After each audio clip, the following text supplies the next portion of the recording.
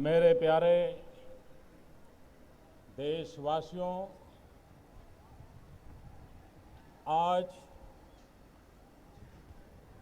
देश और दुनिया में फैले हुए सभी हिंदुस्तानी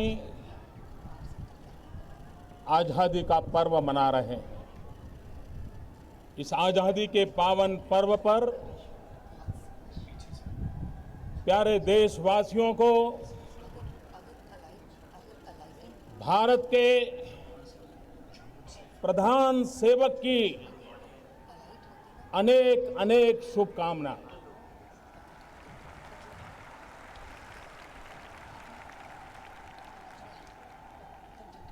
मैं आपके बीच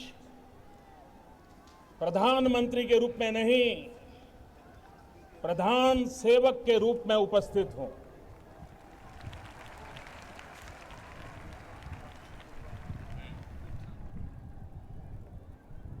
देश के आजादी का जंग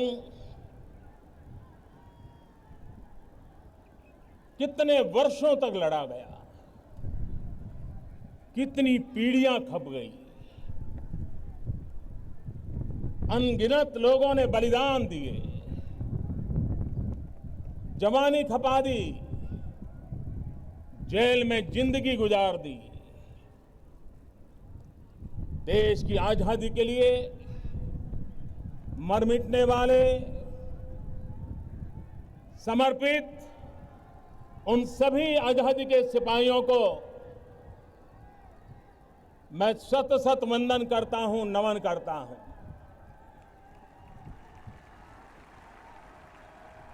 आजादी के इस पावन पर्व पर भारत के कोटि कोटि जनों को भी मैं प्रणाम करता हूं और आजादी के जंग के लिए जिन्होंने कुर्बानियां दी, उनका पुण्य स्मरण करते हुए हम आजादी के इस पावन पर्व पर मां भारती के कल्याण के लिए हमारे देश के गरीब, पीड़ित, दलित, शोषित समाज के पिछड़े हुए सभी लोगों के कल्याण का, उनके लिए कुछ न कुछ कर गुजरने का संकल्प करने का पर्व है। मेरे प्यारे देशवासियों, राष्ट्रीय पर्व राष्ट्रीय चरित्र को निखारने का एक अवसर होता है। राष्ट्रीय पर्व से प्रेरणा लेकर के भारत के राष्ट्रीय चरित्र, जन जन का राष्ट्रीय चरित्र जितना अधिक निखरे, जितना अधिक राष्ट्र के लिए समर्पित हो, हर कार्यकलाप राष्ट्रहित की कसौटी पर कसे जाए, अगर उस प्रकार का जीवन जीने का हम संकल्प करते हैं तो आजादी का पर्व भारत को नई ऊंचाइयों पर ले जाने का एक प्रेरणा पर्व बन सकता है। मेरे प्यारे देशवासियों, यह देश राजनेताओं ने नहीं बनाया है, यह देश शासकों ने नहीं बनाया है, यह देश सरकारों ने भी नहीं बनाया है। यह देश हमारे किसानों ने बनाया है,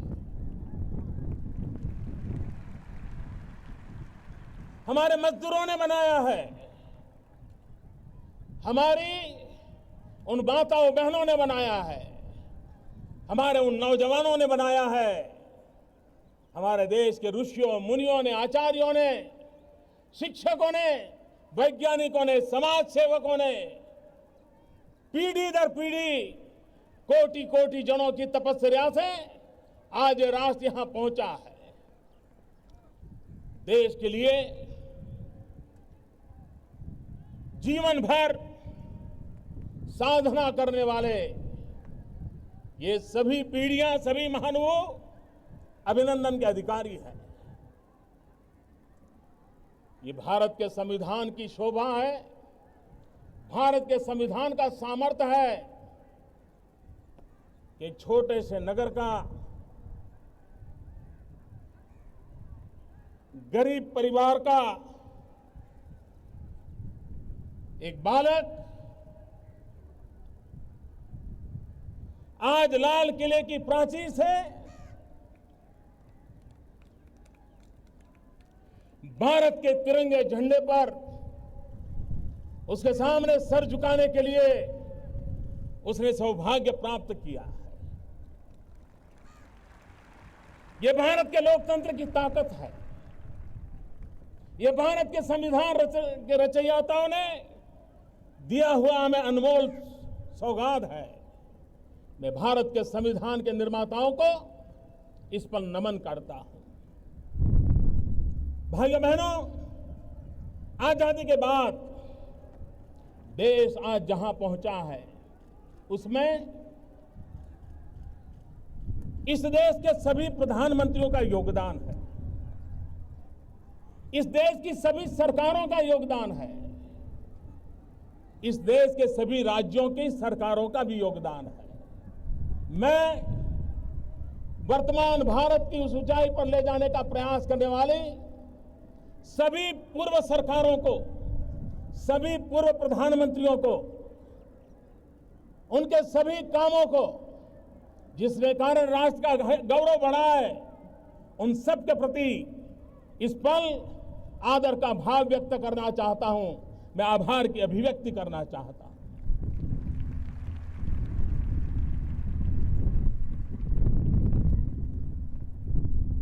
यह देश पुरातन सांस्कृतिक धरोहर की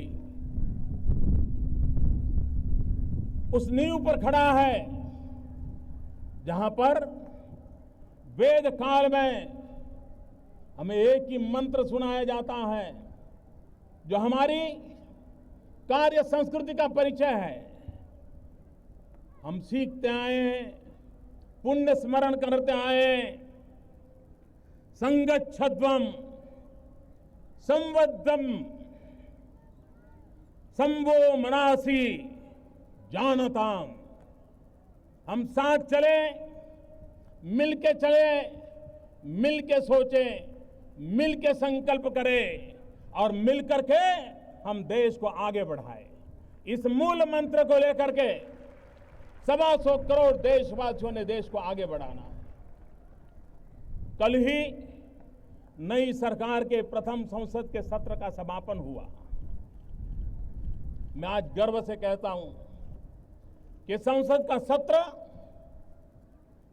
हमारी सोच की पहचान है, हमारे इरादों की अभिव्यक्ति है। हम बहुमति के बल पर चलने वाले लोग नहीं हैं। हम बहुमति के बल पर आगे बढ़ना नहीं चाहते हैं। हम सहमति की मजबूत धरातल पर आगे बढ़ना चाहते हैं। संगच्छध्वम। और इसलिए इस पूरे संसद के कार्यकाल को देश ने देखा होगा, सभी दलों का साथ लेकर के, विपक्ष को जोड़ करके, कंधे से कंधा मिलाकर के चलने में हमें अभूतपूर्व सफलता मिली है। और उसका यश सिर्फ प्रधानमंत्री को नहीं जाता है, उसका यश सिर्फ सरकार में बैठे हुए लोगों को नहीं जाता है, उसका यश प्रतिपक्ष को भी जाता है, प्रतिपक्ष के सभी नेताओं को भी जाता है, प्रतिपक्ष के सभी सांसदों को भी जाता है। और लाल किले की प्राचीर से गर्व के साथ मैं इन सभी सांसदों का अभिवादन करता हूं, सभी राजनीतिक दलों का भी अभिवादन करता हूं, जहां सहमति की मजबूत धरातल पर हम राष्ट्र को आगे ले जाने के महत्वपूर्ण निर्णयों कर करके हमने संसद का कल सत्र का समापन किया है। भाइयों बहनों, मैं दिल्ली के लिए आउटसाइडर हूं। मैं दिल्ली की दुनिया का इंसान नहीं हूं। मैं यहां के राजकाज को भी नहीं जानता हूं। यहां की एलिट क्लास से तो मैं बहुत अछूता रहा हूं, लेकिन एक बाहर के व्यक्ति ने, एक आउटसाइडर ने दिल्ली आकर के पिछले 2 महीने में एक इनसाइडर व्यू लिया तो मैं चौंक गया। ये मंच राजनीति का नहीं है, राष्ट्रनीति का मंच है, और इसलिए मेरी बात को राजनीति के तराजू से न तोला जाए। मैंने पहले ही कहा है, मैं सभी पूर्व प्रधानमंत्री, पूर्व सरकारों का अभिवादन करता हूं जिन्होंने देश को यहां तक पहुंचाया है। मैं बात कुछ और करने जा रहा हूं, और इसलिए इसको राजनीति के तराजू से न तोला जाए। मैंने जब दिल्ली आकर के एक इनसाइडर व्यू देखा तो मैंने अनुभव किया, मैं चौंक गया। ऐसा लगा जैसे एक सरकार के अंदर भी दर्जनों अलग अलग सरकारें चल रही है। हर एक की जैसे अपनी अपनी जागीरें बनी हुई हैं।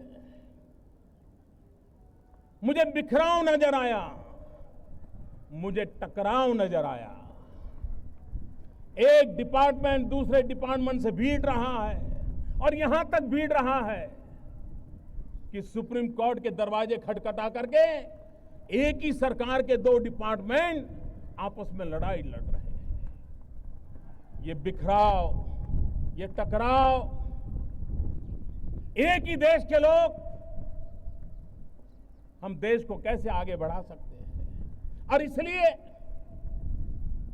मैंने कोशिश प्रारंभ की है उन दीवारों को गिराने की। मैंने कोशिश प्रारंभ की है, सरकार एक असेंबल एंटिटी नहीं बट एक ऑर्गेनिक यूनिटी बने, ऑर्गेनिक एंटिटी बने। एक रस हो सरकार, एक लक्ष्य, एक मन, एक दिशा, एक गति, एक मति। इस मुकाम पर हम देश को चलाने का संकल्प करें, हम चल सकते हैं। आपने कुछ दिन पहले, इन दिनों अखबारों में चर्चा चलती है कि मोदी जी की सरकार आ गई, अफसर लोग समय पर सरकार ऑफिस जाते हैं, समय पर ऑफिस खुल जाती है, लोग पहुंच जाते हैं। मैं देख रहा था हिंदुस्तान के नेशनल न्यूज़पेपर कहे जाए, टीवी मीडिया कहा जाए, ये प्रमुख रूप से खबरें छप रही थी। सरकार के मुखिया के नाते तो मुझे आनंद आ सकता है कि देखो भाई, सब समय पे चलना शुरू होगा, सफाई होने लगी। लेकिन मुझे आनंद नहीं आ रहा था, मुझे पीड़ा हो रही थी। वो बात मैं आज पब्लिकली कहना चाहता हूं। इसलिए कहना चाहता हूं, क्या इस देश में सरकारी अफसर समय पर दफ्तर जाएं, ये कोई न्यूज होती है क्या? और अगर वो न्यूज बनती है तो हम कितने नीचे गए हैं, कितने गिरे हैं, इसका वो सबूत बन जाती है। और इसलिए भाइयों बहनों, सरकारें कैसे चली हैं, आज वैश्विक स्पर्धा में कोटि कोटि भारतीयों के सपनों को साकार करना होगा, तो ये होती है, चलती है से देश नहीं चल सकता है। जन सामान्य की आशा आकांक्षाओं की पूर्ति के लिए शासन व्यवस्था नाम का जो पुर्जा है, जो मशीन है, उसको और धारदार बनाना है, और तेज बनाना है, और गतिशील बनाना है। और उस दिशा में हम प्रयास कर रहे हैं। और मैं आपको विश्वास देता हूं मेरे देशवासियों, इतने कम समय से दिल्ली से बाहर से आया हूं, लेकिन मैं देशवासियों को विश्वास दिलाता हूं कि सरकार में बैठे हुए लोगों का सामर्थ्य बहुत है। चपरासी से लेकर कैबिनेट सेक्रेटरी तक हर कोई सामर्थ्यवान है, हर एक की एक शक्ति है, उसका अनुभव है। मैं उन शक्ति को जगाना चाहता हूं, मैं उस शक्ति को जोड़ना चाहता हूं, और उस शक्ति के माध्यम से राष्ट्र कल्याण की गति को तेज करना चाहता हूं और मैं करके रहूंगा। ये हम पाके रहेंगे, हम करके रहेंगे, ये मैं देशवासियों को विश्वास दिलाना चाहता हूं। और ये मैं 16 मई को नहीं कह सकता था, लेकिन आज 2-2.5 महीने के अनुभव के बाद 15 अगस्त को तिरंगे झंडे की साक्ष्य से कह रहा हूं, ये संभव है, ये होके रहेगा। भाइयों बहनों, क्या देश हमारे जिन महापुरुषों ने आजादी दिलाई, क्या उनके सपनों का भारत बनाने के लिए हमारा भी कोई कर्तव्य है कि नहीं है? हमारा भी कोई राष्ट्रीय चरित्र है कि नहीं है? उस पर हमने गंभीरता से सोचने का समय आ गया है। भाइयों बहनों, कोई मुझे बताए कि हम जो भी कर रहे हैं, दिन भर शाम को कभी अपने आप को पूछा कि मेरे इस काम के कारण मेरे देश के गरीब से गरीब का भला हुआ कि नहीं हुआ? मेरे देश के हितों की रक्षा हुई कि नहीं हुई? मेरे देश के कल्याण के काम में आया कि नहीं आया? क्या 125 करोड़ देशवासियों का मंत्र नहीं होना चाहिए कि जीवन का हर कदम देश हित में होगा?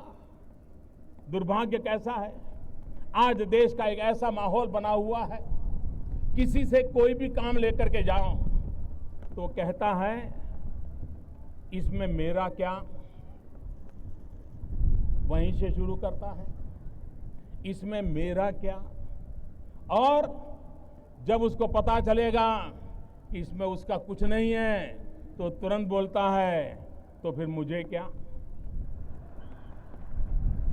ये मेरा क्या और मुझे क्या, इस दायरे से हमें बाहर आना है। हर चीज अपने लिए नहीं होती है, कुछ चीजें देश के लिए भी हुआ करती है। और इसलिए हमारे राष्ट्रीय चरित्र को हमने निखारना है। मेरा क्या, मुझे क्या, उससे ऊपर उठ करके देश हित के हर काम के लिए मैं आया हूं, मैं आगे हूं, ये भाव हमें जगाना है। भाइयों बहनों, आज जब हम बलात्कार की घटनाओं की खबरें सुनते हैं, हमारा माथा शर्म से झुक जाता है। लोग अलग अलग तर्क देते हैं, हर कोई मनोवैज्ञानिक बनकर के अपने बयान देता है, लेकिन भाइयों बहनों, मैं आज इस मंच से मैं उन माताओं और उनके पिताओं से पूछना चाहता हूं, हर मां बाप से पूछना चाहता हूं कि आपके घर में बेटी 10 साल की होती है, 12 साल की होती है, मां और बाप चौकन्ने रहते, हर बार पूछते हैं कहां जा रही हो, कब आओगी, पहुंचने के बाद फोन करना। बेटी को तो सैकड़ों सवाल मां बाप पूछते हैं, लेकिन क्या कभी मां बाप ने अपने बेटे को पूछने की हिम्मत की है?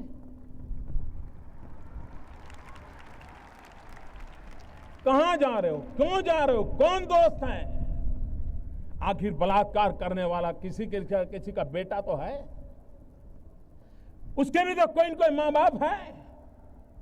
क्या मां बाप के नाते हमने अपने बेटे को पूछा कि तुम क्या कर रहे हो, कहां जा रहे हो? अगर हाँ, मां बाप तय करें कि हमने बेटियों पे जितने बंधन डाले हैं, कभी बेटों पर भी डाल करके देखो तो सही, उसे कभी पूछो तो सही। भाइयों बहनों, कानून अपना काम करेगा, कठोरता से करेगा, लेकिन समाज के नाते भी, हर मां बाप के नाते हमारा दायित्व है। कोई मुझे कहे, ये जो बंदूक कंधे पर उठा करके निर्दोषों के मौत के घाट उतारने वाले लोग, कोई माओवादी होंगे, कोई आतंकवादी होंगे, वो किसी न किसी का तो बेटे हैं। मैं उन मां बाप से पूछना चाहता हूं, क्या आपके बेटे से कभी इस रास्ते पर जाने से पहले पूछा था कभी आपने हर मां बाप जिम्मेवारी ले। इस गलत रास्ते पर ले गया हुआ आपका बेटा निर्दोषों की जान लेने के पर उतारू है। न वो अपना भला कर पा रहा है, न अपने परिवार का भला कर पा रहा है, और न ही देश का भला कर पा रहा है। और मैं हिंसा के रास्ते पर गए हुए उन नौजवानों से कहना चाहता हूं, आप जो भी आज हैं, कुछ न कुछ तो भारत माता ने आपको दिया है, तब पहुंचे हैं। आप जो भी हैं, आपके मां बाप ने आपको कुछ तो दिया है, तब है। मैं आपसे पूछना चाहता हूं, कंधे पर बंदूक लेकर के आप धरती को लाल तो कर सकते हो, लेकिन कभी सोचो अगर कंधे पर हल होगा तो हरियाली धरती कितनी प्यारी लगेगी, कितनी प्यारी लगेगी। कब तक हम इस धरती को लहूलुहान करते रहेंगे? कब तक हम निर्दोषों की जान लेते रहेंगे? और हमने पाया क्या? हिंसा के रास्ते ने हमें कुछ नहीं दिया है। भाइयों बहनों, मैं पिछले दिनों नेपाल गया था। नेपाल में मैंने सार्वजनिक रूप से पूरे विश्व के आकर्षण करने वाली एक बात कही थी। एक जमाना था सम्राट अशोक जिसने युद्ध का रास्ता लिया था, लेकिन हिंसा को देख करके युद्ध छोड़ बुद्ध के रास्ते पर चले गए थे। मैं देख रहा हूं कि नेपाल में कोई एक समय था जब नौजवान रास्ते हिंसा के चल पड़े थे, लेकिन आज वही नौजवान संविधान की प्रतीक्षा कर रहे हैं। उन्हीं के साथ जुड़े लोग संविधान के निर्माण में लगे हैं। और मैंने कहा था, शस्त्र छोड़ करके शास्त्र के रास्ते पर चलने का अगर नेपाल एक उत्तम उदाहरण देता है, तो विश्व के हिंसा के रास्ते पर गए हुए नौजवानों को वापिस आने की प्रेरणा दे सकता है। भाइयों बहनों, बुद्ध की भूमि नेपाल अगर संदेश दे सकती है, तो क्या भारत की भूमि दुनिया को संदेश नहीं दे सकती है? और इसलिए समय की मांग है, हम हिंसा का रास्ता छोड़े, भाईचारे के रास्ते पर चले। भाइयों बहनों, सदियों से किसी न किसी कारणवश सांप्रदायिक तनाव से हम गुजर रहे हैं। देश विभाजन तक हम पहुंच गए। आजादी के बाद भी कभी जातिवाद का जहर, कभी सांप्रदायवाद का जहर, ये पापाचार कब तक चलेगा? किसका भला होता है? बहुत लड़ लिया, बहुत लोगों को काट लिया, बहुत लोगों को मार दिया। भाइयों बहनों, एक बार पीछे मुड़ करके देखिए, किसी ने कुछ नहीं पाया है सिवाय भारत मां के अंगों पर दाग लगाने के सिवा हमने कुछ नहीं किया है। और इसलिए मैं देश के उन लोगों से आह्वान करता हूं, जातिवाद का जहर हो, संप्रदायवाद का जहर हो, प्रांतवाद का जहर हो, ऊंच नीच का भाव हो, ये देश को आगे बढ़ाने में रुकावट है। एक बार मन में तय करो, 10 साल के लिए मॉरिटोरियम तय करो। 10 साल तक इन सारे तनावों से हम मुक्त समाज की ओर जाना चाहते हैं। और आप देखिए, शांति, एकता, सद्भावना, भाईचारा हमें आगे बढ़ने में कितनी ताकत देते। एक बार देखो मेरे देशवासियों, मेरे शब्द पे भरोसा कीजिए और मैं आपको विश्वास दिलाता हूं, अब तक किए हुए पापों को, उस रास्ते को छोड़ें, सद्भावना, भाईचारे का रास्ता अपनाएं और हम देश को आगे ले जाने का संकल्प करें। मुझे विश्वास है कि हम इसको कर सकते हैं। भाइयों बहनों, जैसे जैसे विज्ञान आगे बढ़ रहा है, हमें आधुनिकता की एक मन में भाव जगता है। और हम करते क्या है? क्या कभी सोचा है आज हमारे देश में सेक्स रेशियो का क्या हाल है? 1000 लड़कों के सामने 940 बेटियां पैदा होती हैं। ये समाज में असंतुलन कौन पैदा कर रहा है? ईश्वर तो नहीं कर रहा। मैं उन डॉक्टरों से अनुरोध करना चाहता हूं, आपकी तिजोरी भरने के लिए किसी मां के गर्भ में पल रही बेटी को मत मारिए।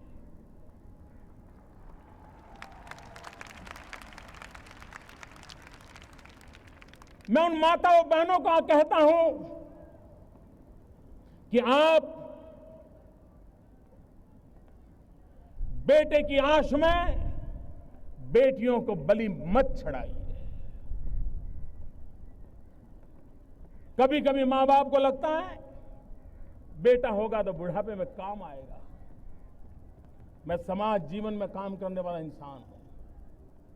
मैंने ऐसे परिवार देखे हैं, 5 बेटे हो, 5 के 5 बंगले हो, घर में 10-10 गाड़ियां हो, लेकिन बूढ़ा मां बाप ओल्ड एज होम में रहते हैं, वृद्धाश्रम में रहते हैं। ऐसे परिवार मैंने देखे, और ऐसे परिवार भी देखे हैं जहां अकेली बेटी हो, संतान के रूप में वो बेटी अपने सपनों को बलि चढ़ाती है, शादी नहीं करती और बूढ़े मां बाप की सेवा के लिए अपने जीवन को खपा देती है।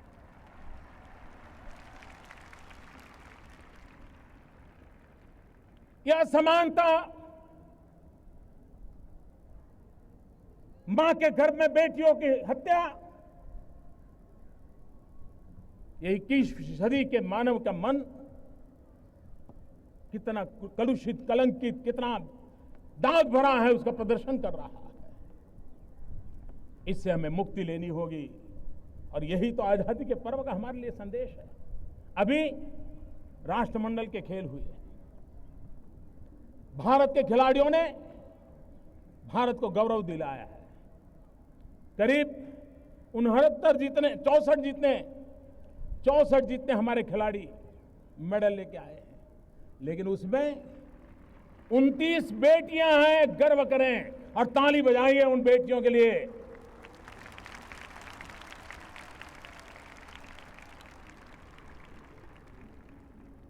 भारत की आन बान शान में हमारी बेटियों का भी योगदान है।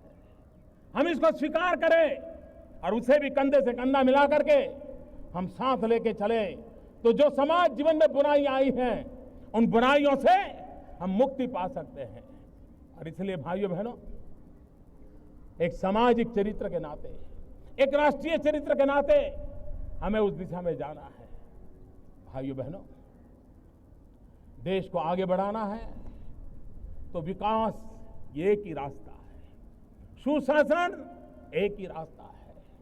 देश को आगे ले जाने के लिए यही 2 पटरी हैं जो गुड गवर्नेंस एंड डेवलपमेंट, उसी को लेकर के आगे चल सकते हैं, और उसी को लेकर के चलने का इरादा लेकर के हम चलना चाहते हैं। मैं जब गुड गवर्नेंस की बात करता हूं, तब आप मुझे बताइए, कोई प्राइवेट में नौकरी करता है, उसको पूछोगे तो कहता है मैं जॉब करता हूं।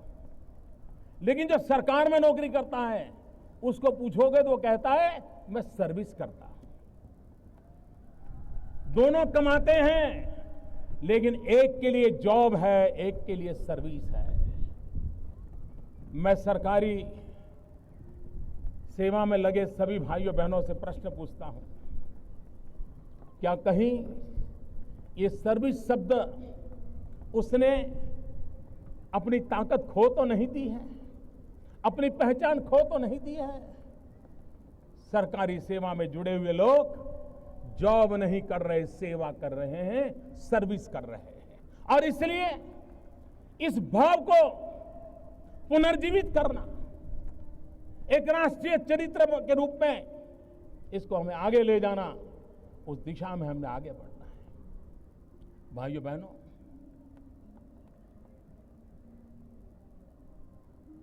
क्या देश के नागरिकों ने राष्ट्र के कल्याण के लिए कदम उठाना चाहिए, नहीं उठाना चाहिए? आप कल्पना कीजिए, 125 करोड़ देशवासी एक कदम चले तो ये देश 125 करोड़ कदम आगे चला जाएगा।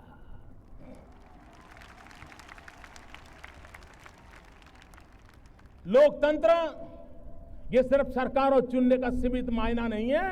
लोकतंत्र 125 करोड़ नागरिक और सरकार कंधे से कंधा मिला करके देश की आशा आकांक्षाओं की पूर्ति के लिए काम करें, ये लोकतंत्र का फायदा है। हमें जनभागीदारी करनी है, पीपल्स प्राइवेट पार्टनरशिप के साथ हमें आगे बढ़ना है। हमें जनता को जोड़ करके आगे बढ़ना है और उस जोड़ने के आगे बढ़ने के लिए आप मुझे बताइए, आज हमारा किसान आत्महत्या क्यों करता है? साहूकार से कर्ज लेता है, कर्ज दे नहीं सकता है, मर जाता है। बेटी की शादी है, गरीब आदमी साहूकार से कर्ज लेता है, कर्ज दे नहीं पाता, जीवन भर मुसीबतों से गुजारता है। उन मेरे गरीब परिवारों की रक्षा कौन करेगा? भाइयों बहनों, इस आजादी के पर्व पर मैं एक योजना को बहुत तेज आगे बढ़ाने का संकल्प करने के लिए आपके पास आया हूं। एक प्रधानमंत्री जन धन योजना। इस प्रधानमंत्री जन धन योजना के माध्यम से हम देश के गरीब से गरीब लोगों को बैंक अकाउंट की सुविधा से जोड़ना चाहते हैं। आज करोड़ों करोड़ों परिवार हैं जिसके पास मोबाइल फोन तो है लेकिन बैंक अकाउंट नहीं है। यह स्थिति हमें बदलनी है। देश की आर्थिक संसाधन गरीब के काम आए, इसकी शुरुआत यहीं से होती है। यही तो है जो खिड़की खोलता है। और इसलिए प्रधानमंत्री जन धन योजना के तहत जो अकाउंट खोलेगा उसको डेबिट कार्ड दिया जाएगा और डेबिट कार्ड के साथ हर गरीब परिवार को 1 लाख रुपया का बीमा सुनिश्चित कर दिया जाएगा ताकि उसके जीवन में कोई संकट आया तो उसके परिवारजनों को 1 लाख रुपए का बीमा मिल सकता है। भाइयों बहनों, यह देश नौजवानों का देश है। 65% देश की जनसंख्या 35 से कम आयु की है। हमारा देश विश्व का सबसे ऊंचा नौजवान देश है। क्या हमने कभी इसका फायदा उठाने के लिए सोचा है? आज दुनिया को स्किल्ड वर्कफोर्स की जरूरत है। आज भारत को भी स्किल्ड वर्कफोर्स की जरूरत है। कभी कभार हम अच्छा ड्राइवर ढूंढते हैं, नहीं मिलता है। प्लम्बर ढूंढते हैं, नहीं मिलता है। अच्छा कुक चाहिए, नहीं मिलता है। नौजवान है, बेरोजगार है, लेकिन हमें चाहिए वैसा नौजवान मिलता नहीं है।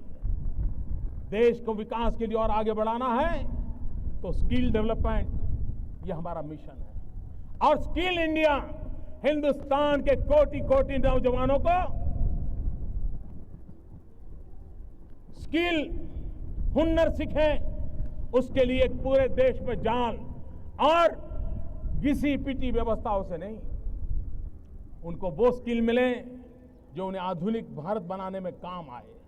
वो दुनिया के किसी भी देश में जाएं तो उनके हुनर की सराहना हो।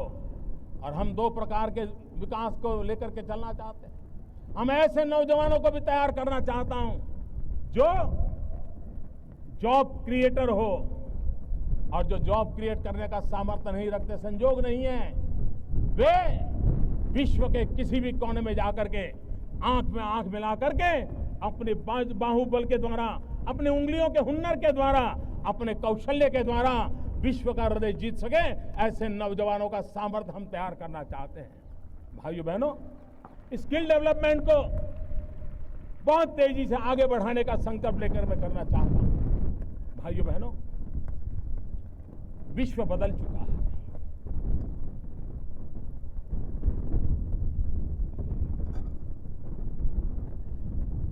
मेरे प्यारे देशवासियों, विश्व बदल चुका है। अब भारत अलग थलग अकेला या एक कोने में बैठकर अपना भविष्य तय नहीं कर सकता। विश्व की आर्थिक व्यवस्थाएं बदल चुकी हैं और इसलिए हम लोगों को भी उसी रूप में सोचना होगा। सरकार ने अभी कई फैसले लिए हैं, बजट में कुछ घोषणाएं की हैं और मैं विश्व को आह्वान करता हूं, विश्व में पहुंचे हुए भारतवासियों को भी आह्वान करता हूं।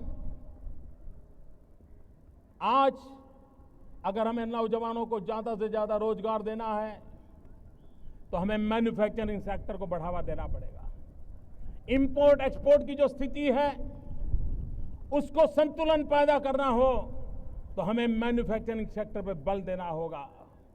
हमारे नौजवानों की जो विधा है, सामर्थ्य है, उसको अगर काम में लाना है तो हमें मैन्युफैक्चरिंग की ओर जाना पड़ेगा और इसके लिए हिंदुस्तान की भी पूरी ताकत लगे, लेकिन विश्व की शक्तियों को भी हम निमंत्रण देते हैं। और इसलिए मैं आज लाल किले की प्राचीर से विश्व भर में लोगों से कहना चाहता हूं, कम मेक इन इंडिया, आइए हिंदुस्तान में निर्माण कीजिए। दुनिया के किसी भी देश निर्माण यहां कीजिए, मैन्युफैक्चर यहां कीजिए। हमारे पास स्किल है, टैलेंट है, डिसिप्लिन है, कुछ कर गुजरने का इरादा है। हम विश्व को एक सानुकूल अवसर देना चाहते हैं कि आइए कम मेक इन इंडिया, और हम विश्व को कहें इलेक्ट्रिकल से लेकर के इलेक्ट्रॉनिक तक come make in India, chemicals के लेकर के फार्मास्यूटिकल तक come make in India, agro addition तक come make in India, paper हो या plastic come make in India, सम सैटेलाइट हो या submarine come make in India. ताकत है हमारे देश में, आइए मैं निमंत्रण देता हूं। और भाइयों बहनों, मैं देश के नौजवानों को भी एक आह्वान करना चाहता हूं, विशेष करके उद्योग क्षेत्र में लगे हुए छोटे छोटे लोगों को आह्वान करना चाहता हूं। मैं देश के टेक्निकल एजुकेशन से जुड़े हुए नौजवानों को आह्वान करना चाहता हूं। जैसे मैं विश्व को कहता हूं मेक इन इंडिया, मैं देश के नौजवानों को कहता हूं, हमारा सपना होना चाहिए कि दुनिया के हर कोने में ये बात पहुंचनी चाहिए, मेड इन इंडिया। ये हमारा सपना होना चाहिए। क्या मेरे देश के नौजवान देश सेवा करने के लिए सिर्फ भगत सिंह की तरह फांसी पर ही लटकना अनिवार्य है? भाइयों बहनों, लाल बहादुर शास्त्री जी ने जय जवान जय किसान एक साथ मंत्र दिया था। जवान जो सीमा पर अपना सर दे देता है, उसी की बराबरी में जय जवान कहा था। क्यों? क्योंकि अन्न के भंडार भर करके मेरा किसान भारत मां की उतनी ही सेवा करता है जैसे जवान भारत मां की रक्षा करता है। ये भी देश सेवा है। अन्न के भंडार भरना ये भी किसान की सबसे बड़ी देश सेवा है। और तभी तो लाल बहादुर शास्त्री ने जय जवान जय किसान कहा था। भाइयों बहनों, मैं नौजवानों से कहना चाहता हूं, आपके रहते हुए छोटी मोटी चीजें हमें दुनिया से इंपोर्ट क्यों करनी पड़े? क्या मेरे देश के नौजवान ये तय कर सकते हैं? वो जरा रिसर्च करें, ढूंढें कि भारत कितने प्रकार की चीजों को इंपोर्ट करता है, और वो फैसला करें कि मैं अपने छोटे छोटे काम के द्वारा, उद्योग के द्वारा, मेरा छोटा ही कारखाना क्यों ना हो, लेकिन मेरे देश को इंपोर्ट करने वाली कम से कम एक चीज मैं ऐसी बनाऊंगा कि मेरे देश को कभी इंपोर्ट ना करना पड़े। इतना ही नहीं, मेरा देश एक्सपोर्ट करने की स्थिति में आए।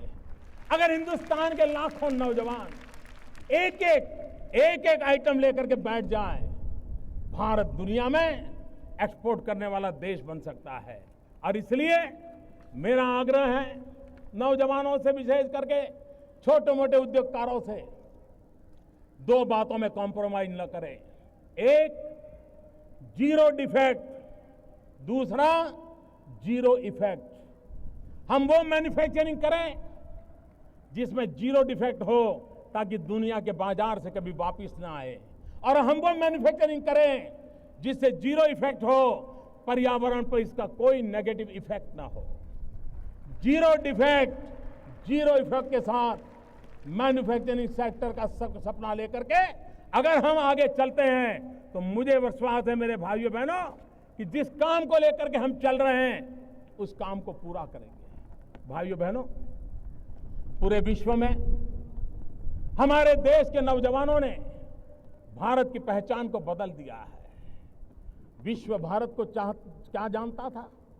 ज्यादा नहीं, अभी 25-30 साल पहले तक दुनिया के कई कोने से ऐसे थे जो हिंदुस्तान के लिए यही सोचते थे, तो ये तो सपेरों का देश है, ये सांप का खेल करने वाला देश है, काले जादू वाला देश है। भारत की सच्ची पहचान दुनिया तक पहुंची नहीं थी।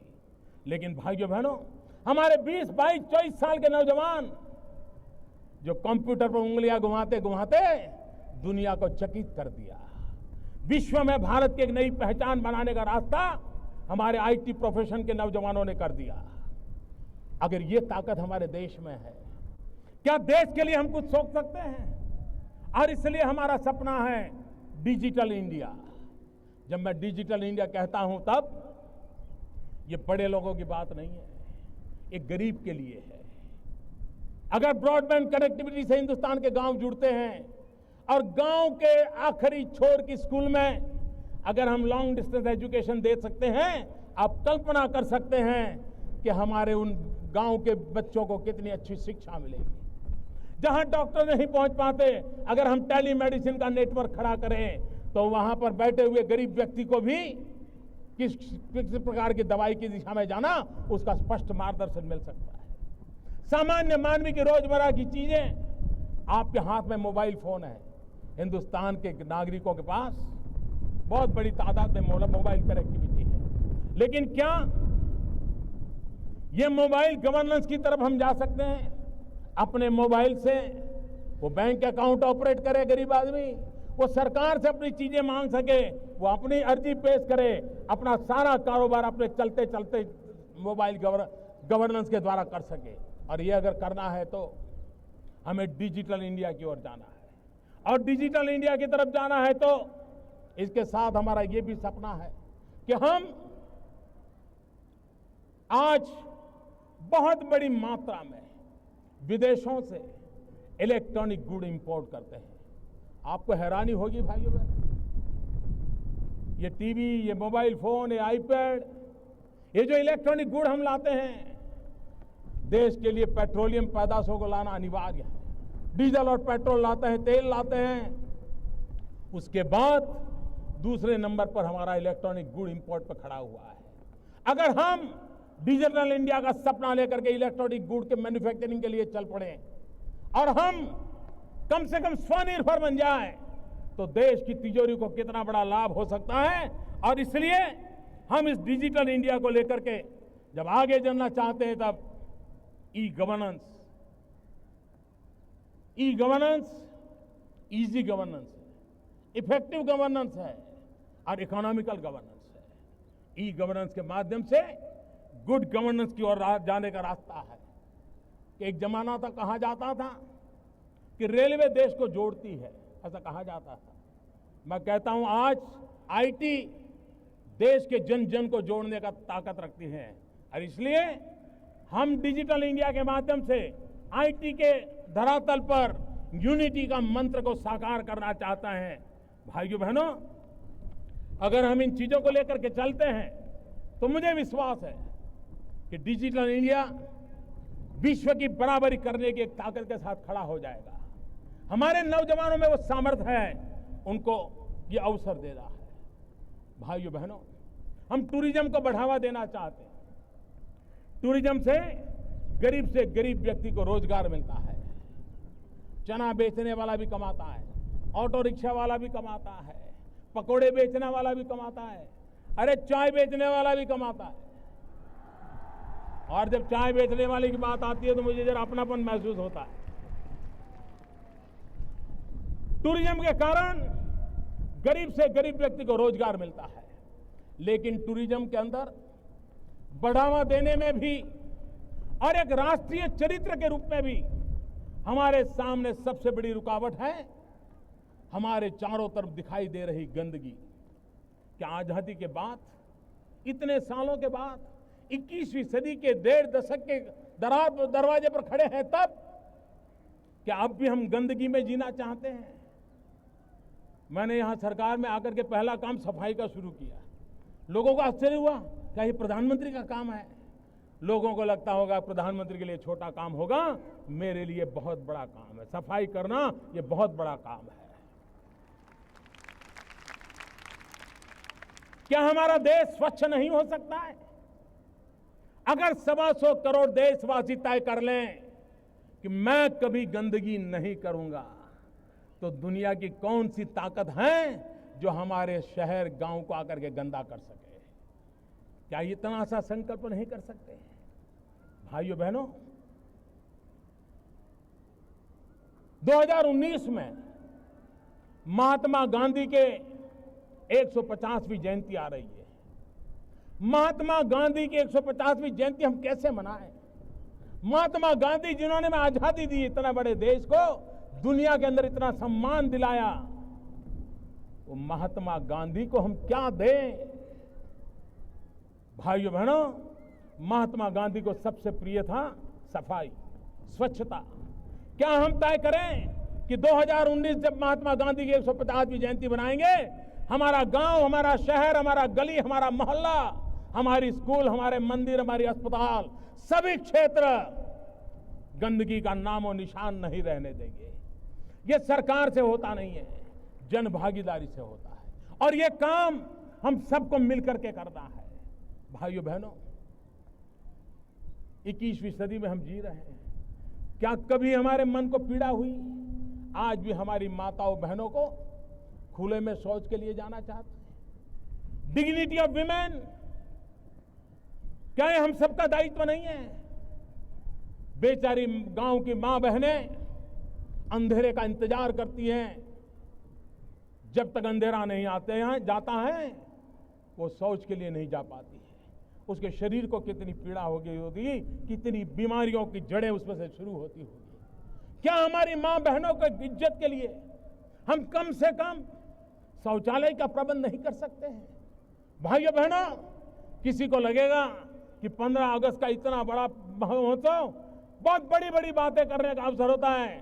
भाइयों बहनों, बड़ी बातों का महत्व है, घोषणाओं का भी महत्व है, लेकिन कभी कभी घोषणाएं ऐषणाएं जगाती हैं, और जब घोषणाएं परिपूर्ण नहीं होती हैं तब समाज निराशा की गर्त में डूब जाता है। और इसलिए हम उन बातों को ही कहने के पक्षदार हैं जिसको हम अपने देखते देखते पूरा कर पाए। और इसलिए मैं कहता हूं, भाइयों बहनों, आपको लगता होगा क्या लाल किले से सफाई की बात करना, लाल किले से टॉयलेट की बात बताना, ये कैसा प्रधानमंत्री है? भाइयों बहनों, मैं नहीं जानता हूं मेरी कैसी आलोचना होगी, इसे कैसे लिया जाए, लेकिन मैं मन से मानता हूं। मैं गरीब परिवार से आया हूं, मैंने गरीबी देखी, और गरीब को इज्जत मिले इसकी शुरुआत यहीं से होती है। और इसलिए स्वच्छ भारत का एक अभियान इसी 2 अक्टूबर से मुझे आरंभ करना है, और 4 साल के भीतर भीतर हम इस काम को आगे बढ़ाना चाहते हैं। और एक काम तो मैं आज ही शुरू करना चाहता हूं, और वो है हिंदुस्तान की सभी स्कूलों में टॉयलेट हो, बच्चियों के लिए अलग टॉयलेट हो, तभी तो हमारी बच्चियां स्कूल छोड़ करके भागेगी नहीं। और मैं एमपी लेड फंड का जो उपयोग कर रहे हैं हमारे सांसद, उनसे आग्रह करता हूं, 1 साल के लिए आपका धन स्कूलों में टॉयलेट बनाने के लिए खर्च कीजिए। सरकार अपना बजट टॉयलेट बनाने में खर्च करे। और मैं देश के कॉरपोरेट सेक्टर को भी आह्वान करना चाहता हूं, कॉरपोरेट सोशल रिस्पॉन्सिबिलिटी के तहत आप जो खर्च कर रहे हैं, आप उसमें प्राथमिकता स्कूलों में टॉयलेट बनाने के लिए दीजिए। सरकार के साथ मिलकर के, राज्य सरकारों के साथ मिलकर के 1 साल के भीतर भीतर अगली 15 अगस्त को जब हम यहाँ खड़े हो, तब विश्वास के साथ खड़े हो, कब हिंदुस्तान की कोई स्कूल ऐसी नहीं है कि जहां बच्चे और बच्चियों के लिए अलग टॉयलेट का निर्माण होना बाकी है। भाइयों बहनों, अगर हम सपने लेकर के चलते हैं तो सपने पूरे भी होते हैं। मैं आज एक विशेष बात और करना चाहता हूं।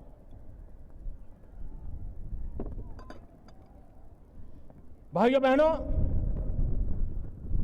देश हित की चर्चा करना, देश हित के विचारों को देना, इसका अपना महत्व है। लेकिन हमारे सांसद वे कुछ करना भी चाहते हैं, लेकिन उन्हें अवसर नहीं मिलता है। वो अपनी बात बता सकते हैं, सरकार को चिट्ठी लिख सकते हैं, आंदोलन कर सकते हैं, मेमोरेंडम दे सकते हैं, लेकिन फिर भी खुद को कुछ करने का अवसर मिलता नहीं है। मैं एक नए विचार को लेकर के आज आपके पास आया हूं। हमारे देश में प्रधानमंत्री के नाम से कई योजनाएं चल रही हैं, कई नेताओं के नाम से ढेर सारी योजनाएं चल रही हैं, लेकिन मैं आज संसद के नाम से एक योजना घोषित करता हूं, संसद आदर्श ग्राम योजना।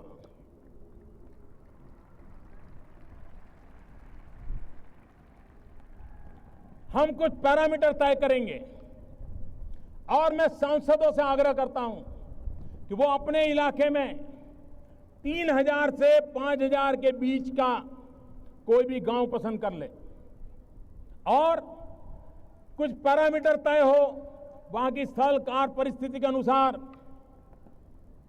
वहां की शिक्षा, वहां का स्वास्थ्य, वहां की सफाई, वहां के गांव का माहौल, गांव में ग्रीनरी, गांव का मेलजोल, कई पैरामीटर अपन तय करेंगे और हर सांसद 16 तक अपने इलाके में एक गांव को आदर्श गांव बनाए। इतना तो कर सकते हैं ना भाई, करना चाहिए ना। देश बनाना है तो गांव से शुरू करें, एक गांव आदर्श बनाएं। और मैं 2016 का टाइम इसलिए देता हूं कि नई योजना है, लागू करने में, योजना बनाने में कभी समय लगता है। और 16 के बाद जब 2019 में वो चुनाव के लिए जाए, उसके पहले और 2 गांवों को करे और 2019 के बाद हर सांसद 5 साल के कार्यकाल में कम से कम 5 आदर्श ग्राम अपने इलाके में बनाए। जो शहरी क्षेत्र के एमपी हैं, उनसे भी मेरा आह्वान है, वे भी एक गांव पसंद करें। जो राज्यसभा के एमपी हैं, उनसे भी मेरा आग्रह है, वे भी एक गांव पसंद करें। हिंदुस्तान के हर जिले में एक अगर आदर्श गांव बना करके हम देते हैं तो सभी अगल बगल के गांवों को खुद को उस दिशा में जाने का मन कर जाएगा। एक मॉडल गांव बना करके देखें, व्यवस्थाओं से भरा हुआ गांव बना करके देखें। और मैं 11 अक्टूबर जयप्रकाश नारायण जी की जन्म जयंती है। 11 अक्टूबर को जयप्रकाश नारायण जी की जन्म जयंती पर इस सांसद आदर्श ग्राम योजना की कंप्लीट ब्लूप्रिंट सभी सांसदों के सामने रख दूंगा, सभी राज्य सरकारों के सामने रख दूंगा। और मैं राज्य सरकारों से भी आग्रह करता हूं कि आप भी इस योजना के माध्यम से अपने राज्य में जो अनुकूलता हो, वैसे सभी विधायकों के लिए एक आदर्श ग्राम बनाने का संकल्प करिए। आप कल्पना कर सकते हैं, देश के सभी विधायक एक आदर्श ग्राम बनाएं, सभी सांसद एक आदर्श ग्राम बनाएं। देखते ही देखते हिंदुस्तान के हर ब्लॉक में एक आदर्श ग्राम तैयार हो जाएगा, जो हमें गांव की सुख सुविधा को बदलाव लाने के लिए हमें प्रेरणा दे सकता है, हमें नई दिशा दे सकता है। और इसलिए इस सांसद ग्राम योजना के तहत हम आगे बढ़ना चाहते हैं। भाइयों बहनों, जब से हमारी सरकार बनी है, तब से अखबारों में, टीवी में एक चर्चा चल रही है, प्लानिंग कमीशन का क्या होगा। मैं समझता हूं कि जिस समय प्लानिंग कमीशन का जन्म हुआ, योजना आयोग का जन्म हुआ, उस समय की जो स्थितियां थी, उस समय की जो आवश्यकताएं थी, उसके आधार पर उसकी रचना की गई। और पिछले इन वर्षों में योजना आयोग ने अपने तरीके से राष्ट्र के विकास में उचित योगदान किया है। मैं इसका आदर करता हूं, गौरव करता हूं, सम्मान करता हूं, सत्कार करता हूं। लेकिन अब देश की अंदरूनी स्थिति भी बदली हुई है, वैश्विक परिवेश भी बदला हुआ है, आर्थिक गतिविधि का केंद्र सरकारें नहीं रही हैं, उसका दायरा बहुत फैल चुका है। राज्य सरकारें विकास में आ रही है। भारत को आगे ले जाना है तो राज्यों को आगे ले जाकर के ही होने वाला है। भारत के फेडरल स्ट्रक्चर की अहमियत पिछले 60 साल में जितनी थी उससे ज्यादा आज के युग में है।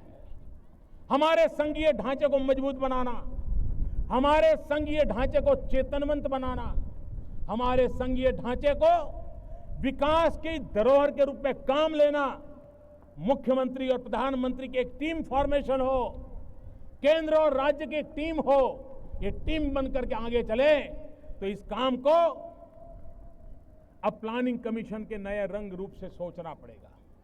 और इसलिए लाल किले की प्राचीर से एक बहुत बड़ी चली आ रही पुरानी व्यवस्था में उसका कायाकल्प भी करने की जरूरत है, उसमें बहुत बदलाव करने की आवश्यकता है।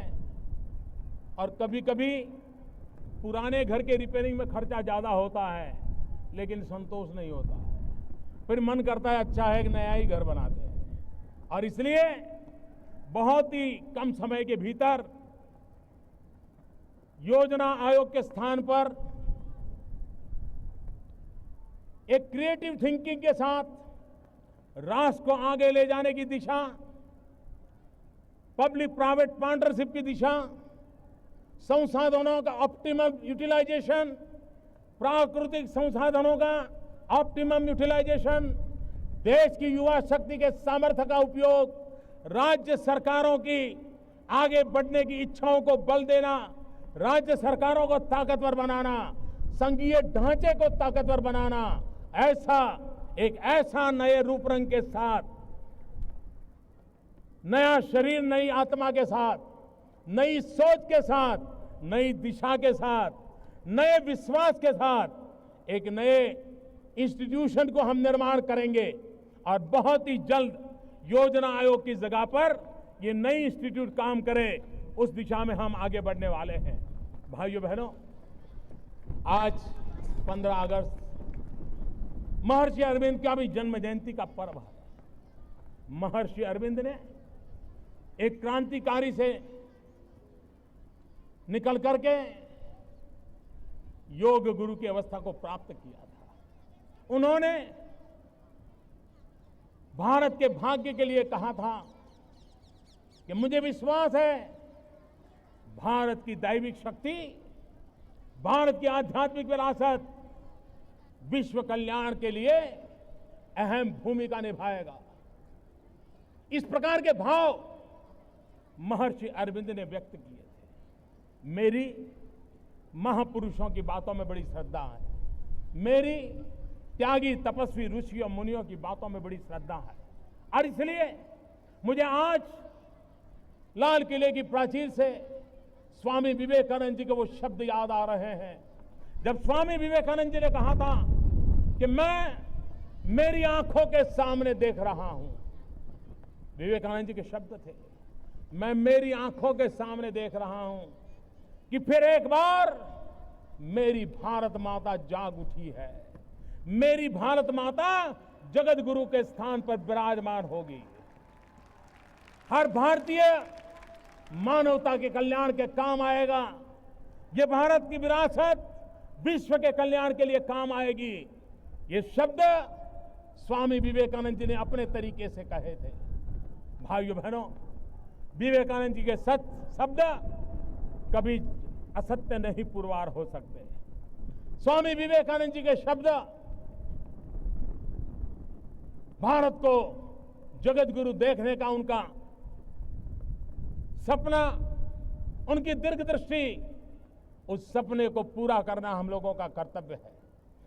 दुनिया का ये सामर्थ्यवान देश, प्रकृति से हरा भरा देश, नौजवानों का देश आने वाले दिनों में विश्व के लिए बहुत कुछ कर सकता है। भाइयों बहनों,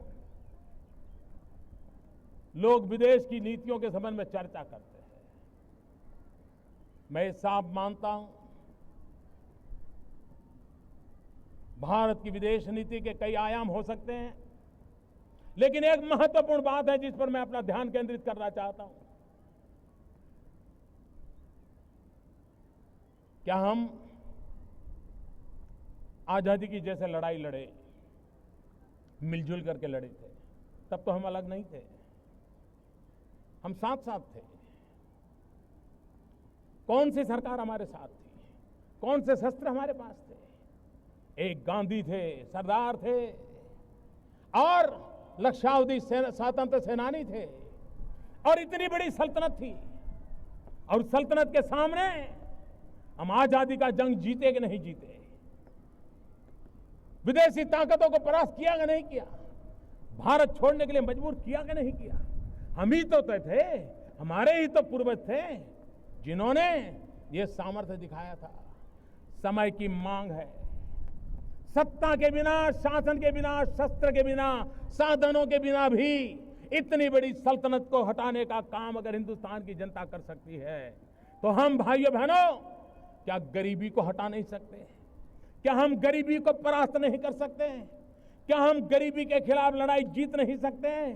मेरे 125 करोड़ मेरे प्यारे देशवासियों, आओ आओ हम संकल्प करें, हम गरीबी को परास्त करें, हम विजयश्री को प्राप्त करें, भारत से गरीबी का उन्मूलन हो, उस सपनों को लेकर के हम चले। और पड़ोसी देशों के पास भी यही तो समस्या है। क्यों न हम सार्क देशों के सभी साथी दोस्त मिलकर के गरीबी के खिलाफ लड़ाई लड़ने का की योजना न बनाएं? हम मिलकर के लड़ाई लड़ें, गरीबी को परास्त करें। एक बार देखें तो सही, मरने मारने की दुनिया को छोड़ करके जीवित रखने का आनंद क्या होता है। यही तो भूमि है जहां सिद्धार्थ के जीवन की घटना थी।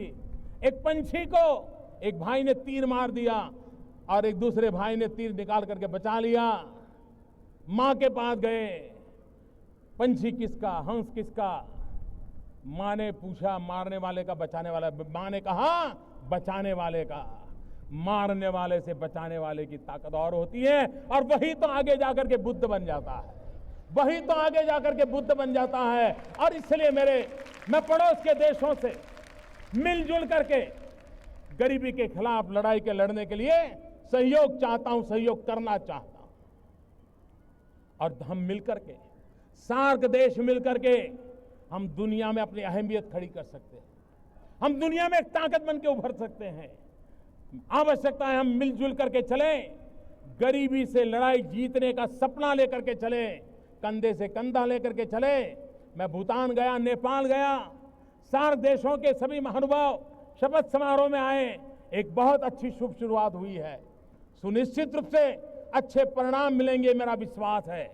और देश और दुनिया में भारत की ये सोच, हम देशवासियों का भला करना चाहते हैं और विश्व के कल्याण में काम आ सके, ऐसा हिंदुस्तान हाथ फहराना चाहता है। इन सपनों को लेकर के पूरा करके आगे बढ़ने का हम प्रयास कर रहे हैं। भाइयों बहनों, आज 15 अगस्त को देश के लिए कुछ न कुछ करने का संकल्प लेकर के चलेंगे। हम देश के लिए काम आए, देश को आगे बढ़ाने का संकल्प लेकर चलेंगे। और मैं आपको विश्वास दिलाता हूं भाइयों बहनों, मैं मेरे सरकार के साथियों को भी कहता हूं, अगर आप 12 घंटे काम करोगे तो मैं 13 घंटे करूंगा, अगर आप 14 घंटे काम करोगे तो मैं 15 घंटे करूंगा। क्यों? क्योंकि मैं प्रधानमंत्री नहीं, प्रधान सेवक के रूप में आपके बीच आया हूं। मैं शासक के रूप में नहीं, सेवक के रूप में सरकार लेकर के आया हूं।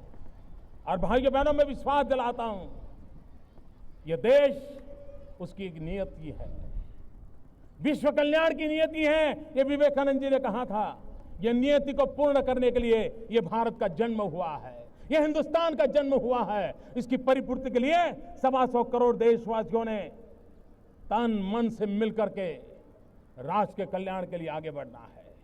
मैं फिर एक बार देश के सुरक्षा बलों को, देश के अर्धसैनिक बलों को, देश के सभी सिक्योरिटी फोर्सेस को मां भारती की रक्षा के लिए उनकी तपस्या, त्याग, उनके बलिदान, उनका गौरव करता हूं। और मैं देशवासियों को कहता हूं, राष्ट्रयाम जागरयाम वयम, eternal vigilance is the price of liberty. हम जागते रहो, सेना जाग रही है, हम भी जागते रहें और देश नए कदम की ओर आगे बढ़ता रहे। इसी एक संकल्प के साथ आगे बढ़ना है। सभी मेरे साथ पूरी ताकत से बोलिए, भारत माता की, भारत माता की, भारत माता की जय हिंद, जय हिंद, जय हिंद, वंदे वंदे वंदे।